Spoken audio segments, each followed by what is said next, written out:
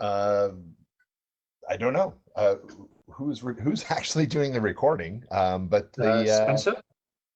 The voice is going. Yep. So Recording's the begun. recording Thank you, has begun. Yeah, good, excellent. Thank you. Can you Go hear on, us in the? Yeah, just want to make sure people can hear us. Can you give us a wave in the back there if you can hear us, Katerina? Or, hey, cool, perfect. Yep. All right, we're good to go. Awesome. So, you just want to say a few words before I go, or how do you want to do that? No. Well, I can say that. Okay, I can start up. So hello, guys. For those present here, for those I can see a lot, they're just joining now the live streaming. Okay, sounds good, all of you to be here. It's been an amazing week, and we are very happy to have you on this live event, and we do hope definitely to address it as well next year, and maybe in a different format. We will see. We will receive your comments.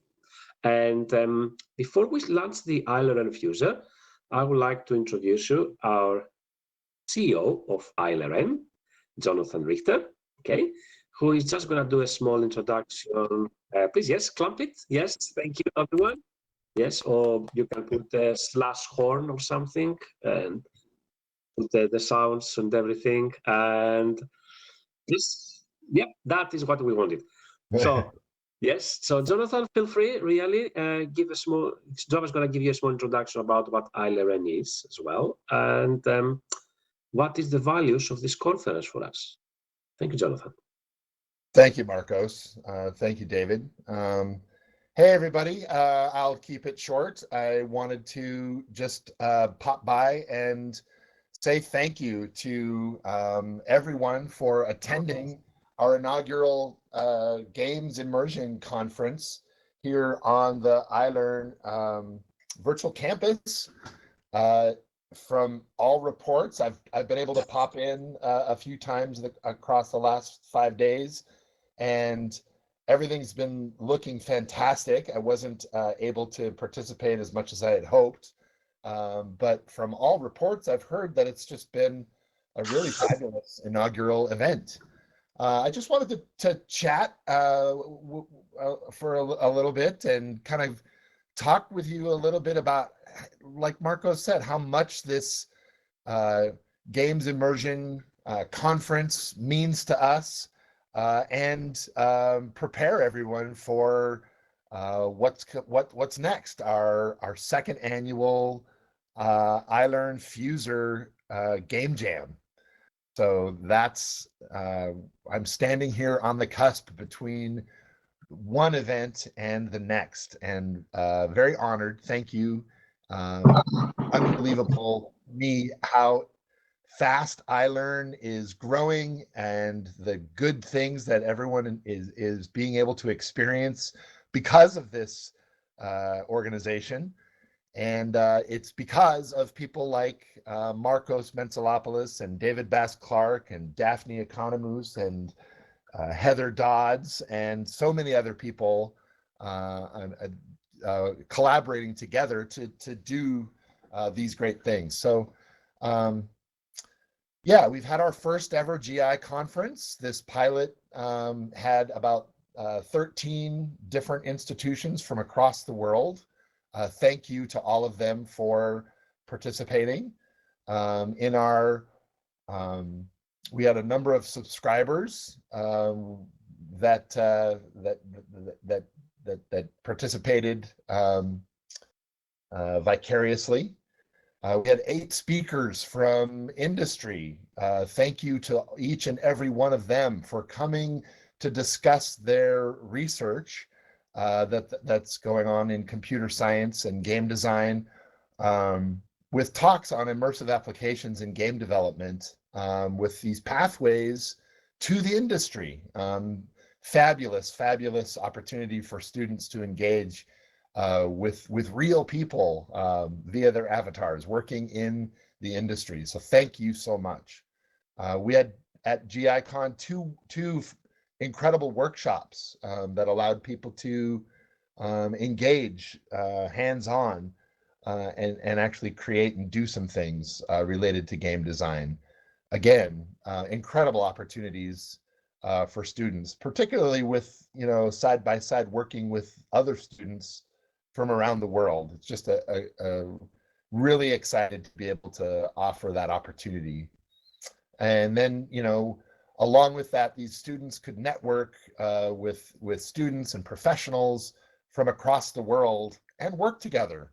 And that really hits kind of the vision for what we are hoping to continue to cultivate through iLRN. So thank you once again to Markos and David, Daphne, and everyone who helped put on GICon. It's just been, really even more than we had hoped for. So good job, everyone.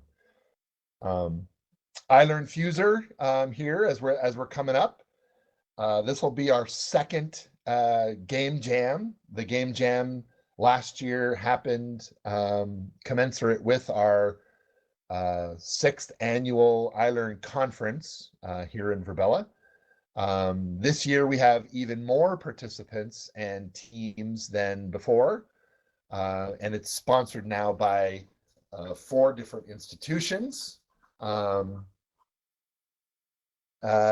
We have a number of different awards that we'll be giving out for various categories of game development. A lot of these are situated on the United Nations Sustainable Development Goals. Again, aligning iLRN's mission to not only find out what works using these immersive learning, these game design tools, but also to hitch them to good purposes. And so really excited about the kinds of products and the kinds of activities that we're all doing to make advances on solving some of these problems that the world faces. So that's going to be fantastic. We also have this year an opportunity for publication of the work that happens at iLRNFuser in an extant journal. And we'll be publishing things from the GICon and iLRNFuser on our website. And so we're really looking forward to that and getting the word out and celebrating all of your successes too. All of the registered participants for iLRNFuser, and I think GICon as well, are receiving an email with a Google form for you to complete your feedback on the conference. And we really are looking forward to getting your feedback. So please look out for that email. We'd love to, we're serious about improving our driving, improving our performance for next year's event, as well as other things that we're doing within our emerging student network, which is a network within the greater iLRN network, especially focused on engaging in the experience with students. So when you get this receipt, we'll be sending you this participation certificate. So that should be within 3 weeks. Of course, we have a lot of certificates to sign and scan to email. So please wait just a little bit of time. And wanted to make sure that we thank our partners here at Virbela, our sponsors, particularly Westminster University, for putting on, coordinating, and funding the event. George Mason University, the University of Dublin, the University of California, San Diego, and Unity College for the awards for the iLRNFuser. Definitely, again, want to highlight and thank personally Markos Mentzelopoulos, the organizer and director of GICon and the iLRNFuser, and David Bass-Clark for all of his amazing efforts supporting this and so many other iLRN events. David is, we will not let him leave ever, because he's just found his way to be so critical for so many different aspects of the organization. So thank you. Also, the support student support team, Dahlia, Mikau, Ruben, and Spencer, thank you so much for helping us to support the events. And then last but not least, by any means at all, thank you to Heather Dodds, our iLRN's Chief Operating Officer. She is the glue that's holding everything together, and she is always doing it with a smile. And again, so many critical functions just could not be possible without Heather. So thank you. I don't really have anything else, but I just did want to say that the reason that we're doing all of this work for our nonprofit, for the iLRN organization, is to innovate and identify and showcase what works using these immersive learning, and that is the computer science, the game design, and the learning sciences, kind of those expertise kind of working together to produce high quality immersive learning experiences. And it's that middle one, the game design, that cannot be left out. It's non-trivial. Figuring out how to get people to be engaged and active and have fun in these computer interfaces, so that they will stay engaged in sometimes work that might otherwise not be so fun. Sometimes, oftentimes working for many, many hours to reach a goal. This is a huge and booming area for occupations in the workplace across many, many fields around the world.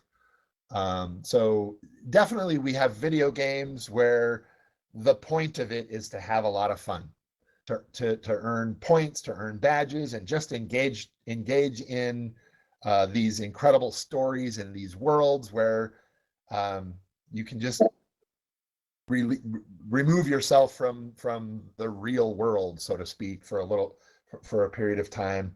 But those same game mechanics can be used to save someone's life, to go to other planets, to save and work with the world around climate change.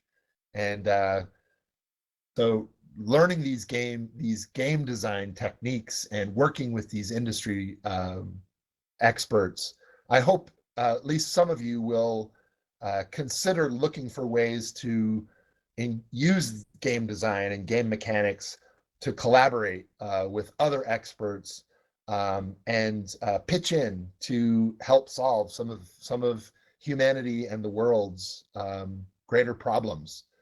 And it's through iLRN and other organizations that we partner with and others that we would like to kind of create that community where you can meet these other experts, and we can provide the tools where we can create projects that are much, much bigger than any one of us individually. And thank you for coming to GICon. I'm looking forward to what you do for iLRNFuser, and thank you all for being members and participants with the Immersive Learning Research Network. We couldn't do this without you. Thank you so much. Thank you, Jonathan. Really appreciate that. So David, shall we proceed with the presentation? Sure. For Let me the just put it iLRN? up here. Yeah, let me just make sure. Put it up here on the screen. Oops. And that's not, hold on, I need to get the version that's, sorry about that. And in the meantime, Markos, if you want to invite people to practice their horn blowing, just for excitement. I don't know if everyone knows how to do that. Oh, the slash horn on the chat. Yeah. Or So I wanna yes, see if guys, VU. Well, which is the one? Yes, if you put on the chat, guys, // horn, HORN, You should be able to have the horn for the sound. Thank you. Or /forward VUVU for the famous South African World Cup Vuvuzela. So please use this one as well. And you can do noisemakers. Yeah, I don't know. Noisemakers. How do you do those? Just Slash forward noisemakers. slash noisemakers. And what are these noisemakers? I have no idea. Ah, okay, these carnival ones. All right. All right. Cool. So Well, are we ready? yes, I just am putting it up now. I just want to make sure everybody in the audience can see that. Can everyone see welcome to iLRNFuser Game Jam 2021? If you can, give me a big something, one of those noisemakers or something. Yeah. A clamp. All right. Okay. We managed to say clamp. Yeah. Okay. That's it. All right. Go for it. Thanks, David. Well, you can stand up. I mean, join at some moment. So, guys, we have created a small deck of information to help you start up as well iLRNFuser in case some of you either you already have a team, but maybe it's your first ever game jam. And especially if it's quite big, because I know most of the game jams usually are about 48 hours or 72 hours. So we are talking about 3 weeks game jam now. So we are looking for something amazing to come out, okay, from the teams. And that's why as well, we are looking for specialized awards. And in case you haven't found the team as well, how we can help you, support you to find the team. So team search. Now, everyone who wants to participate, of course, on the iLRNFuser, if you go to the Discord under assign roles, you should be able to assign information for yourself. So we have bots, so you can put like seeking a teammate, seeking a team, and also select what are your skills. If you do that, more information, more sections behind the iLRN, behind the Discord will be able to be given to you, such as the mingle, team search, teammate search, put portfolios. I know many people already have done this, and I have seen some amazing portfolios as well that can be used. But we're still, I think, so behind, because I have seen many people, they have joined that sections, but only few teams at this moment have been subscribed 100% on the Google form. And it's possible because still the teams have not been formed. Don't worry about that. We do have time. It's not necessary to be done today. Teams can be formed during the weekend and submitted on Monday. And even by then, if there is some of you, you're still, we're thinking it and you need maybe 1 to 2 more days extension, please don't hesitate to contact either me or David on Discord or via email, and we will be helping you on that. So what else we have done is, and thanks to Dr. Daphne Conham as well, our colleagues on that, Daphne created a Padlet for everyone who wishes to put some information. I mean, I can see already a team published that, hey, this is who we are, and we are seeking actually specific roles, I think so. So we are looking for modelers, any skill level, environmental, very small animation, or a sound designer, and any other team member who is interested on the topic they are looking to work on. So that's why it's the Padlet. So you can communicate, you can put a chat on them and try to find them and discuss what is the case. So the other part is a Google form where you can put information, and that's the one on the right screen. You can see. Is this the one active? Can you go a bit up? I think so. It has not been refreshed, David, that one. Because I can see only one URL. Yes, can see only one URL. But my screen at this moment, it's live, and I can see there are already quite a lot of submissions. I can see there are already teams that they already have information, but mostly we are looking for people that they still haven't got a team to join there and say who you are, what you are looking. So maybe all together, either you can form a team, or maybe teams that they are looking still for people to communicate with them. So please have a look on this, try to start networking during the next few days and assemble teams. That's quite important, okay? And that's one of the features really of doing this online networking opportunity for you in order to work together with people around the world. And So, just yeah. one more thing to add there. So definitely use this Padlet on this side here I'm pointing at, and use the Fuser Teams document here to find people. You can use Discord. And then when you're ready to register your team, just go to the GICon 2021 website. That's gicon2021.com. And you can click on the iLRNFuser session, and you'll see the registration form right there. Yeah. Just to let you know, I know that 2 teams already submitted information, guys. Please, I will communicate with them to make sure that you accept as well our license agreement. It's a standard global game jam license agreement, but we would like to make sure that all the teams, they've signed it. It's part of the Google form as a tick box, and we updated yesterday. So possible the 2 teams that they already subscribed, they haven't done it, but I will communicate with the group leaders actually to make sure that they put it down. So next slide, I think so, David. Is it? Okay. All right. So project planning. Yeah, that's actually the hardest part, I have to say, because it is tedious. It needs to be done quite well at the beginning, because it might be the issue that something might not go well. I don't have access to the slide. Is it to move it on forward? I guess I have to ask you. Okay. So important thing when you start up is to identify the hierarchy between your team. So someone needs to be the group leader, and he's going to be, or she is going to be organizing all the meetings, all the discussions, who is going to be helping communicating between each other and set up really in details how you're going to be sharing information, like are you going to be using only Discord, are you going to be using GitHub, are you going to be using other forms of setting up your communication and your tasks daily. So that's really an important role, and we'll make sure that the communication between the entire team is uniform, I would say. Yep. So each member of the team definitely will take a responsibility for one of the aspects of the program. We are giving some of the basic ideas here, such as content, programmers, project management, maybe audio, person which could be possible on environmental art, video, cutscenes, documentation, blog.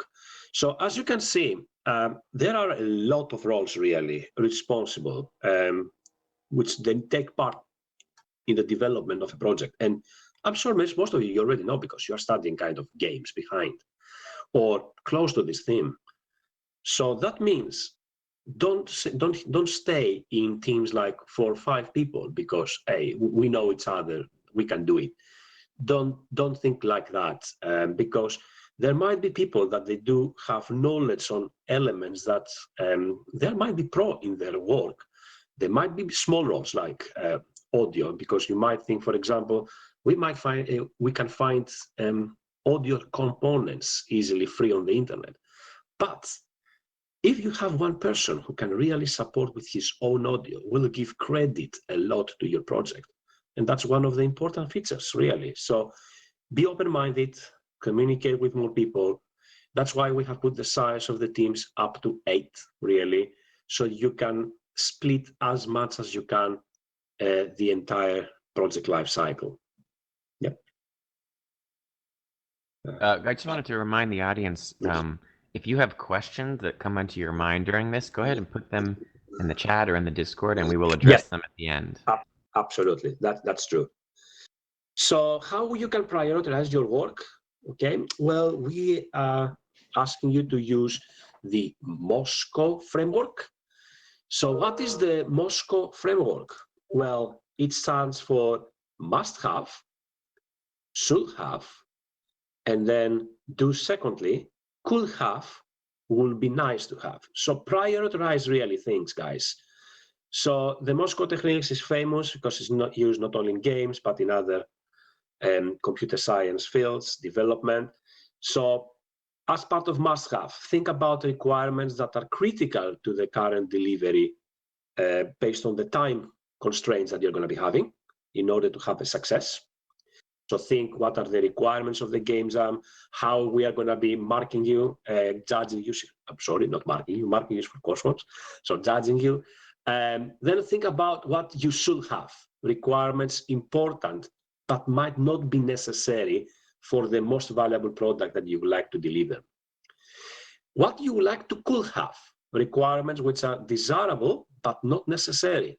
So this could be luxurious elements like extremely polished environmental components, maybe video specialized cutscenes, or very amazing assets that maybe you cannot have the time to do all of them, but you can do maybe few of them. And also what you won't be able to have. These are the least critical, the lowest payback items, really, that maybe you can leave them to the last minute, okay? Or you can think maybe in the future, you can top it up later on further as part of your project for your own publication records. I'm going to jump on there for a second, Markos.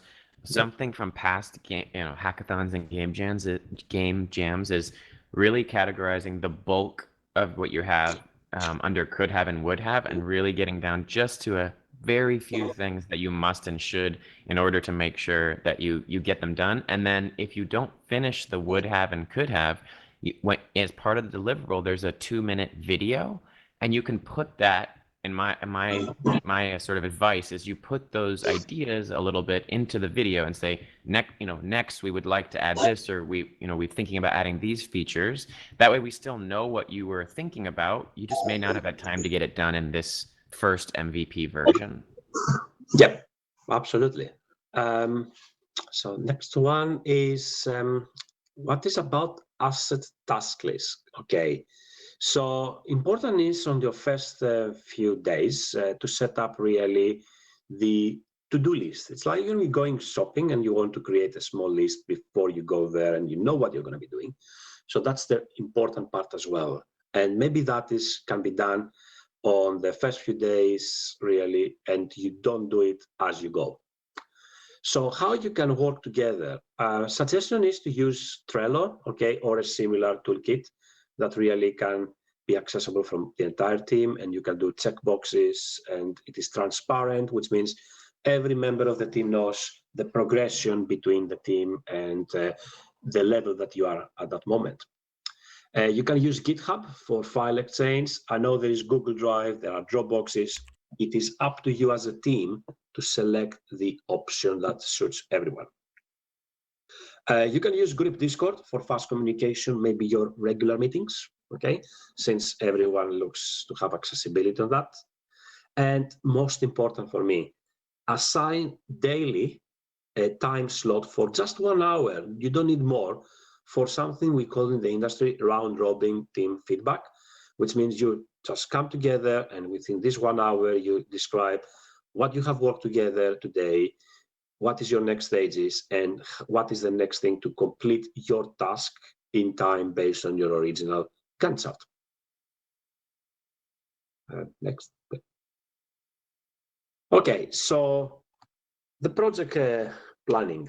Now, the project planning is the way you are putting really the traditional posts, and that's why I said that you can use really Trello diagram. And I guess the majority of the people now are using kind of agile methodologies, so as we go.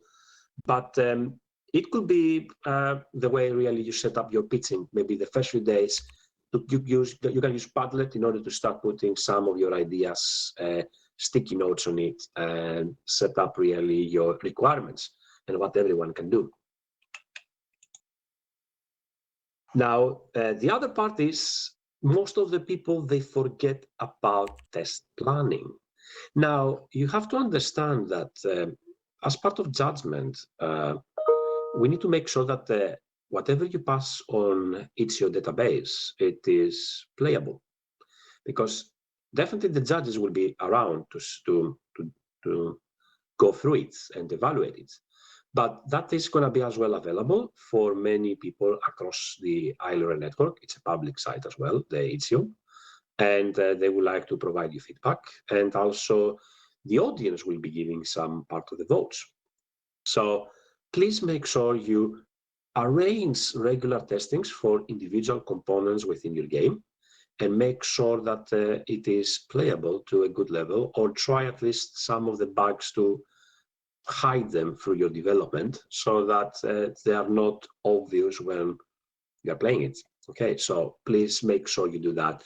A suggestion will be to set up regular individual binding testings before you assemble bigger components within your game.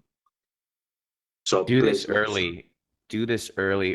Don't wait until the last 72 hours to do this. There's no way to because come back after it that. just, yeah. So do this. You should be doing this by midway at the latest. You should have some form of running testing system and be testing at least the MVP, even if it's an ugly, quarter functional version. Next slide, I think someone need. Is it? Yes.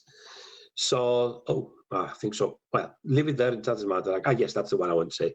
So testing falls into 3 categories. The unit testing, which is testing individual components. So it could be like small blocks, guys. So like your main character moving, jumping, firing, whatever you like to do.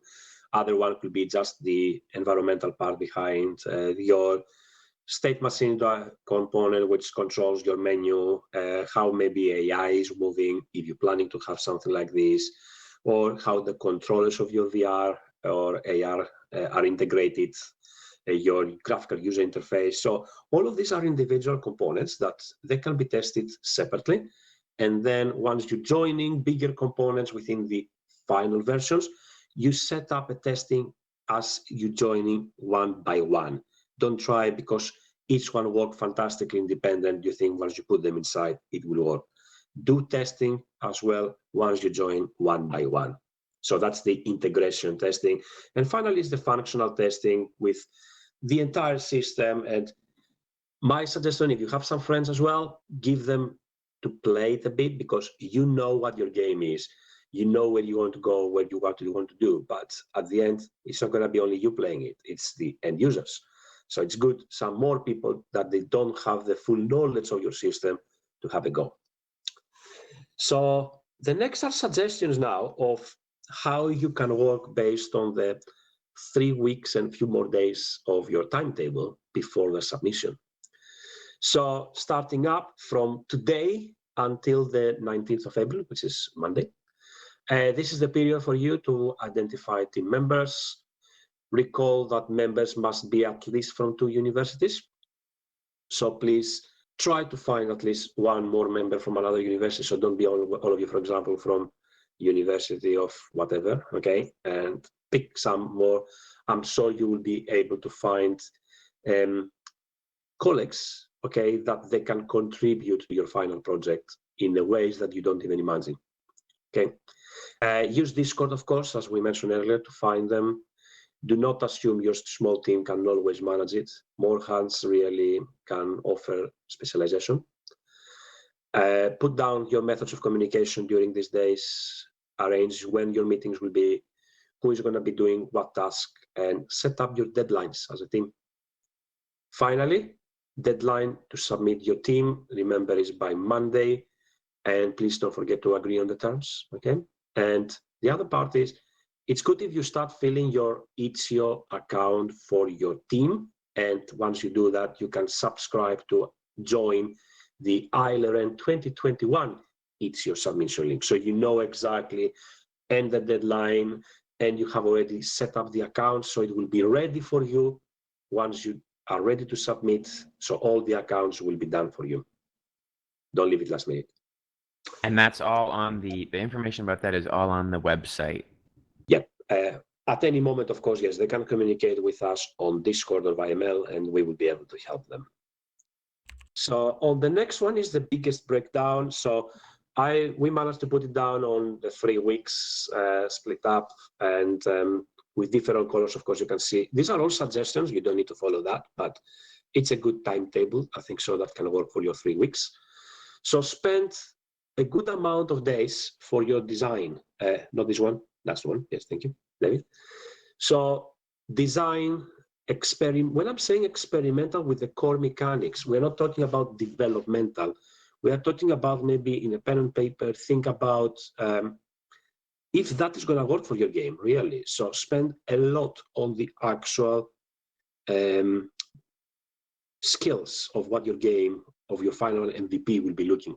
Okay, so that's really the important. If you are meeting the key performance index of your core mechanics, the way you want to present it finally to the end users. We're not looking about all the policing elements of additional mechanics. We're talking about the core value of what you are going to be using in order to promote your game.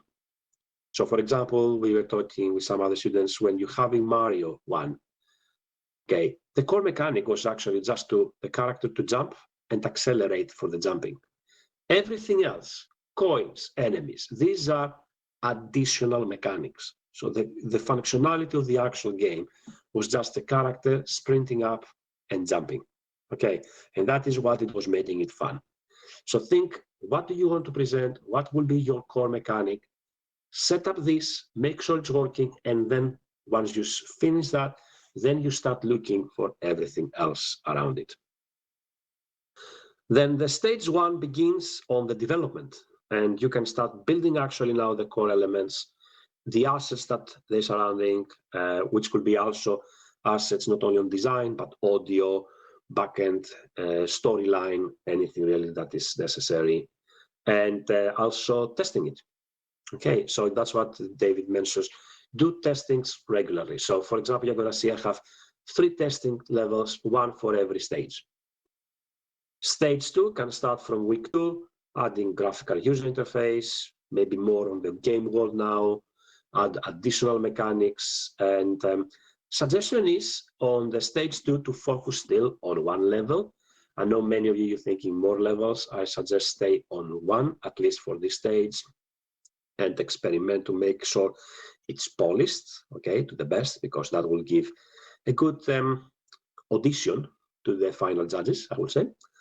And make sure you work as much as you can really to make sure that it looks good. Then on the final stage could be final touches really. So menu systems, if you want to add some leaderboard to make it more engaging, more gamified elements, other sub goals really behind your game to push people to play it again and again and again to make it challenging. Okay, like maybe a save opportunity on text file or server. I don't know, you would like to have it live. So testing as well, it's important. And start working now on the final submission. Don't leave it last minute. Okay, I suggest that's always, as academics, we're asking you, don't leave it last minute. Takes time to assemble everything. And yep, that's it actually. Next slide. Okay, so how to upload your game? Well, we have all the instructions online. Okay, so please use Itch.io accounts. We are giving you one example from our winning team from last year, the Blonding Penguin. Okay, so a good description of what the game is about, how you're meeting the requirements, a video file, a .exe file for people to be able to download and play, some nice thumbnail shots really. I think so these are all the important, and the platform really where they can play it. Okay, so this is what we're looking for. Now the rules. David, you want to take it over that? Sure. So you can use any game engine or really any tool of your choosing as long as it's able to publish an interactive game. If you're using assets, which I suggest you do, building art assets is difficult. I would say if the majority of your assets, probably want to use predetermined assets, but just make sure that you properly credit them or that they have the licenses that you need. Your game can't contain violence or nudity, and teams must be assembled by members from at least 2 institutions. We've said that a couple times. If you're struggling with that, reach out, just let us know. We'll talk it through. And then you need to, can everyone still hear me? My Yes. connection was bad. Okay. You need to accept the Game Jam license agreement like has been mentioned before. And basically what this is saying is that this is intellectual property that others can use. It's not exclusive to you. And there's more details of that you should read into, but that's the broad strokes. And that is in the Google form if you're looking for where that agreement is. It's just been updated. Just another rule is the immersion. We're at GICon, Games Immersion Conference. So it should be immersive, but there's a very broad view of what that means, what constitutes immersion. So it could be VR, it could be an immersive game, it could be a board game, and I mean can have qualities of immersion rather. So you don't need to be too worried about it being specifically immersive in a certain way, like full VR. If you are using VR, and some of the awards do require that, just make sure that it's for one of the following systems: Quest 1 or 2, Oculus Rift, HTC Vive, or the HoloLens if it's a mixed reality project. So if it's MR or VR, just make sure it's one of those platforms so that we can actually experience it. I don't think I missed anything, but again, the itch.io submission details must be a full exe file, or in the case of Quest, it's an APK. The executable files are different for every system, but to make sure we can actually open it on that system and make sure to test that functionality on your own systems. A set of images or screenshots just walking through at a high level, doesn't need to be a lot.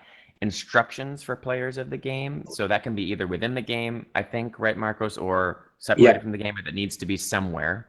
And well, itch.io is allowing to put instructions inside, so okay, great, got everything. it. Great.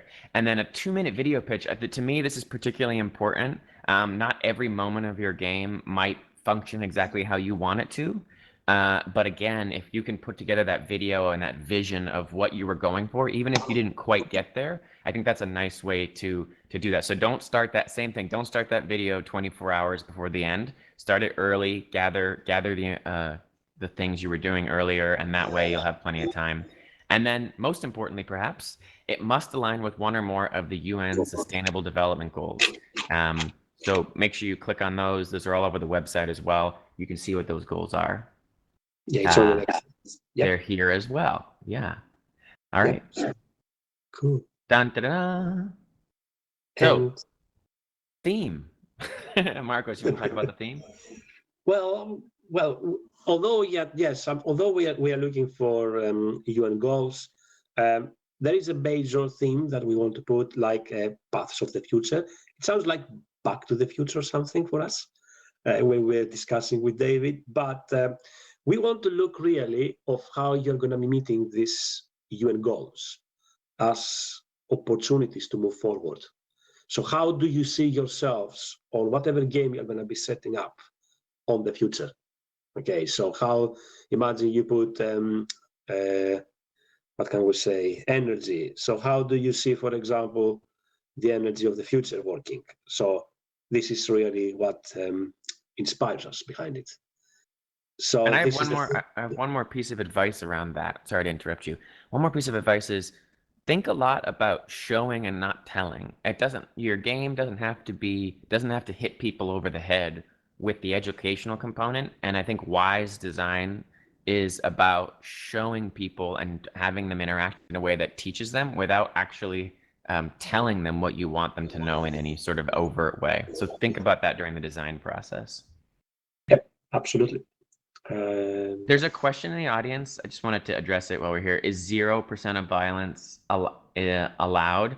I think let's take that discussion. If you feel like there's a violent element in your game, even a small one, let's just take that on a case-by-case basis. You can reach out to Markos or myself and tell us what you're kind of thinking of, and then we'll take that offline. So it's not, I wouldn't say it's 1000% absolutely no violence, but there's got to be a good reason for it, and we can talk about that on a case-by-case basis. Absolutely. So we have put the judging criteria, okay, on the next slide, but they're also available on the website.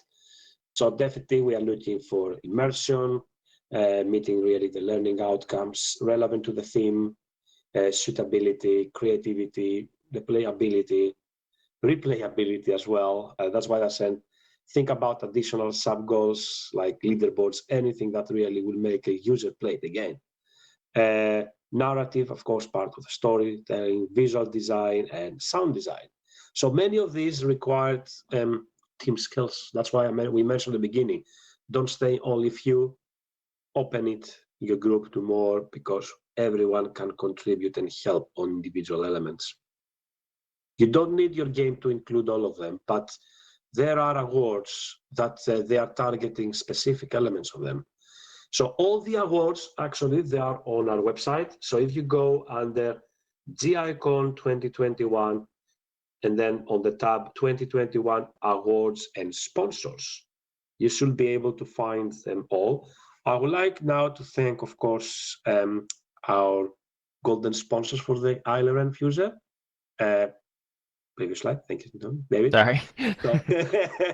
So I would like to thank the University College of Dublin, and especially the ARET lab, okay, which is they're supporting it as part of one of the EU funding projects. Yes, Unity College for David, thanks a lot on that. George Mason University and the University of California, San Diego. So all of them, they do have some special awards. Some of them, they are overlapping on some of the United Nations goals, but they are targeting different elements. So some are there on the development, some they are focusing on AR, VR. Some is more about the game design and mechanics. And there are awards for the papers. So think very well on that. And I know we have, I would like, because I don't think so we put a slide actually on that, I forgot on it. The paper, guys, it's one of the optionals, okay? Of course, there is one award on it, but we put the deadline to be 1 week actually after your final project submission, which gives you time to work together with an academic. We will be appointing academics to your teams, okay, for supporting you on the writing of the paper. And the academics will be from the institutions that they are your liaisons. Because we want to make sure that it has the quality needed in order to be published. The first version, always we know, it's not going to be perfect. That's why there will be some feedback on it. But the final version will be to be submitted at the end of June, as we are going to be processing for final versions. And that is an excellent opportunity to show literature review and writing skills, and put your names really on an article which is publicly available in a very promising journal of computing. And next slide. Oh, I'm not on the slides anymore. I just was showing your paper submission and where it is on the website. So I just wanted to give people a quick. So when you go here, if you want to see information about the iLRNFuser, that's here under information. Important dates, those are here. Registration and optional deadlines for the paper that Markos was just mentioning, those are here. Yep. And then the awards are over here. So if you want to learn a little bit about the awards, I'm excited about all of them.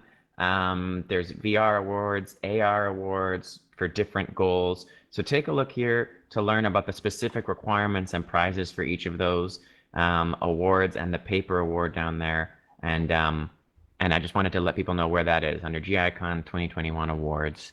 So, all right, I'll go back to the presentation. Yeah. Oh no, if I can, this is what happens. I don't have the tools anymore. All right, I'll go off the stage, hold on. And then I'll come back on. Everyone can see what I'm doing. Gonna give me the tools back? John, I might need your help. You should have them. Yeah, but they're not, everyone can see what oh wait, let me see. Ah, there we go. I got it back, perfect. Yeah. Walk back on stage. I didn't have to do anything. Ha! Perfect. I love it. Okay. So yes, the final slide, guys, is about methods of communication with us. So first of all, oops, why am I moving around? So for any inquiries, guys, you can contact us on, if it is by email, you can find me on markos@immersivelearning.org. Also, of course, on the GICon iLRNFuser Discord channel. And there are two sections. One is the mingle, where you can put frequently Q&A and me and David and the organizers, we will be helping you on that. But important is the SAP showcase with projects. Please use this for regular team project updates, snapshots, everything. We will be using that, Heather and Jonathan, to support through the iLRN Twitter network. And that's quite good for you guys because it will be helping you as part of a recommendation from the iLRN network when the judgment time comes. Okay, so it's good for people to know who you are, what are you developing, and what is coming soon, and when the voting comes, they will be helping on that. So unless they know, they will not see things. So, yep, overall, next slide, David. So, is the next slide, David, out? No? Okay, yep. So, good luck to everyone on the iLRNFuser 2021. And we are open now for questions.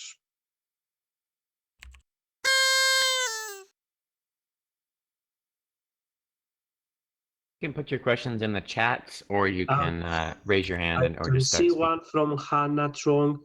To be considered for the paper award, does the game need to be AR, VR?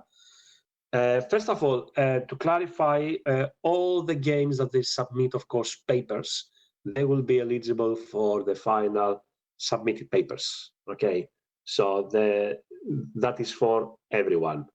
Now, regarding the awards for the best paper, there is one which says best VR AR award for the paper, I think so, isn't it? It's from But I think the question is, if you're not going for a particular award, but other than the paper award, that's the George Mason award. I think my understanding of that award, let me just double check, is no, that the George Mason is not about the paper. The only one that gives specifically for the paper is from the University College of Dublin, the second one, which is Best Paper Award in AR/VR.